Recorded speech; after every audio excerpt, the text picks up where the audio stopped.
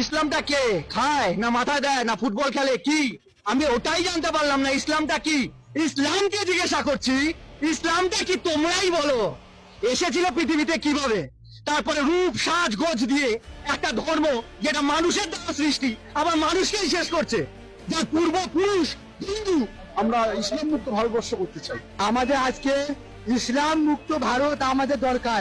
ইসলাম মুক্ত না করলে আমাদের মা বোনদের বাঁচানো যাবে না, সনাতনী ভাই বোনদের বাঁচানো যাবে না, মঠ মন্দির বাঁচানো যাবে না, দেবতার পুজো করতে পারবো না। আর এ তো সামান্য ব্যাপার।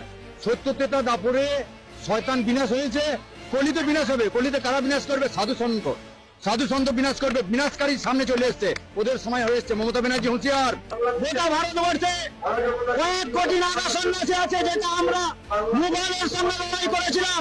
সারা বিশ্ব বলছে ইসলাম মুক্ত ভারত। যে ভারত সারা বিশ্বকে পথ দেখাচ্ছে, সেই ভারতকে রক্ষা করতে সারা বিশ্ব দাঁড়িয়ে গেছে। এরপরে বন্ধুরা, হিন্দুরা জাগো, কেন ইসলাম মুক্ত ভারত বিশ্ব চাইছে? 1400 বছর আগে ইসলাম তৈরি হয়েছে, 1450 বছর আগে, 1400 বছর আগে ইসলাম পাড়ি দিয়েছে। আমাদের দরকার জিহাদ মুক্ত ভারত, শুধু ভারত না, জিহাদ মুক্ত বিশ্ব।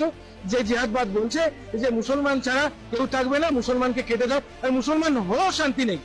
এই তুই শিয়া, তাহলে তোকে কাটবো। এই তুই সুন্নি, তাহলে তোকে কাটবো। তুই আহমদিয়া, তুই বারেলভি, তুই সালাফি, তুই ওয়াহাবি, তুই ইসমাইলি, কাটবো। এই চিন্তাটা মৃত্যু দরকার। এগুলো সব উপধর্ম, ছলধর্ম। আজকে ছলধর্ম করে আজকে ভারতবর্ষটাকে শেষ করার চেষ্টা করছে।